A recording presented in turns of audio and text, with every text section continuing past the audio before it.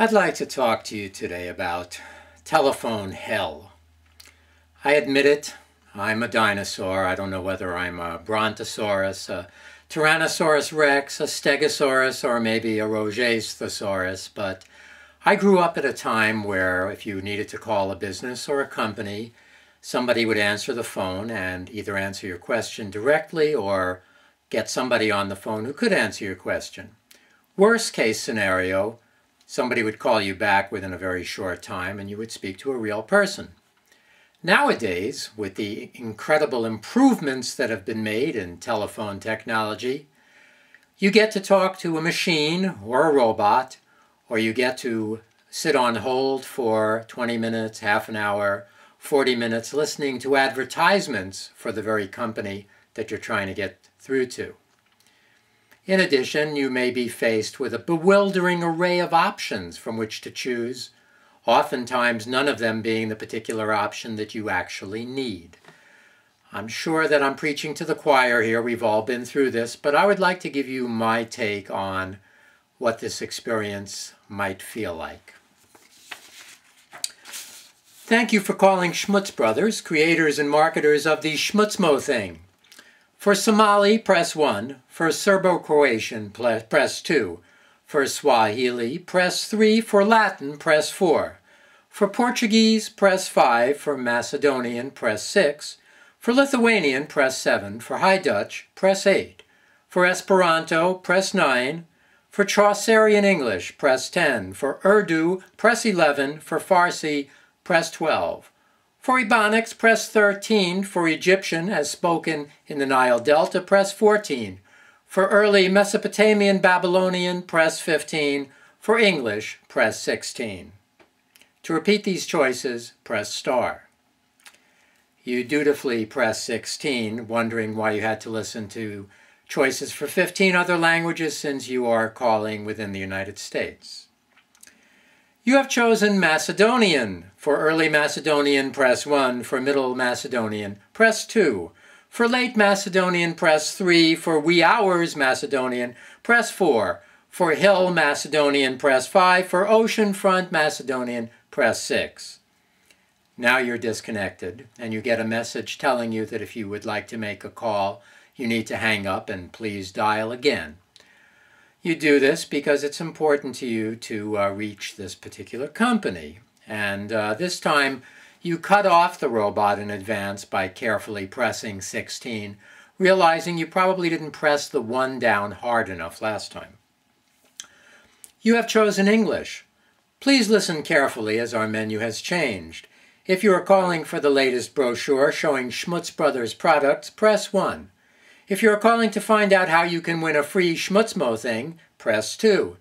If you're calling for a listing of businesses that carry Schmutz Brothers products, press 3. If you are calling with a question relating to algebra, press 4. If you are calling with an opinion about the deforestation of Brazil, press 5. If you are calling for a recipe for gnocchi, press 6. If you are calling for directions to the Schmutz Brothers warehouse, press 7.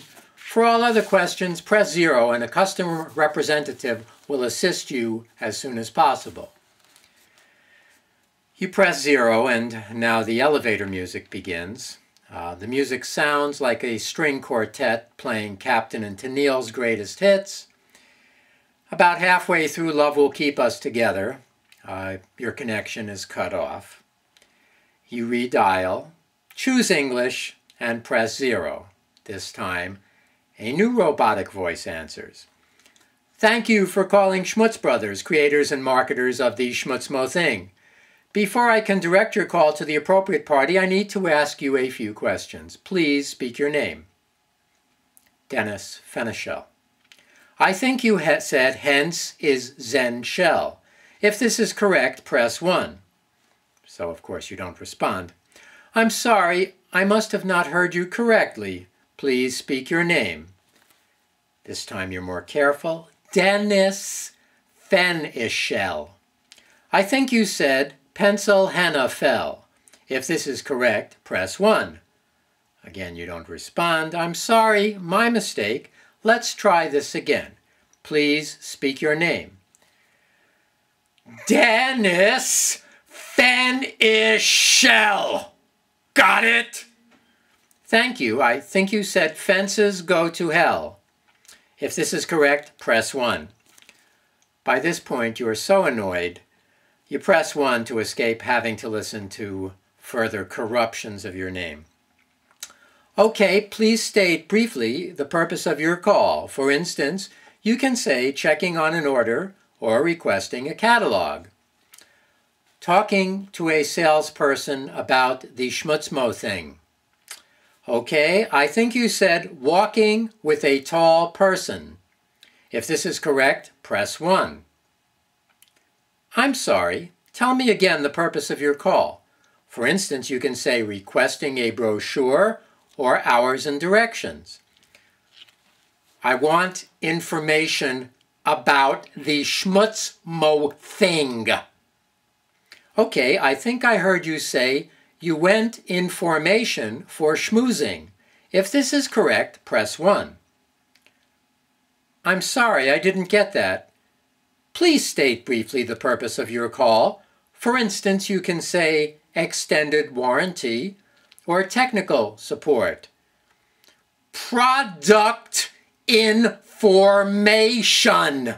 Product information. Okay, I think I heard you say hot prok insulation. If this is correct, press 1. At this point, you get a busy signal and realize that you've been kicked out of the queue once again. Voice recognition technology leaves much to be desired. When it works, it certainly is convenient and I'm sure saves many corporations a great deal of money not having to deal with a live human being to answer the phone. Obviously, when it doesn't work, it's incredibly frustrating.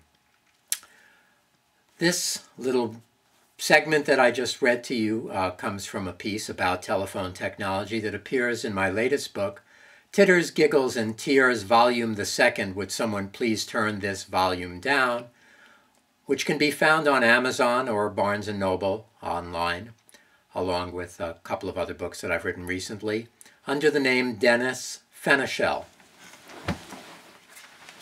That would be Dennis Fenischel. That's me. I hope you've enjoyed this. If you have, please tell everybody about it.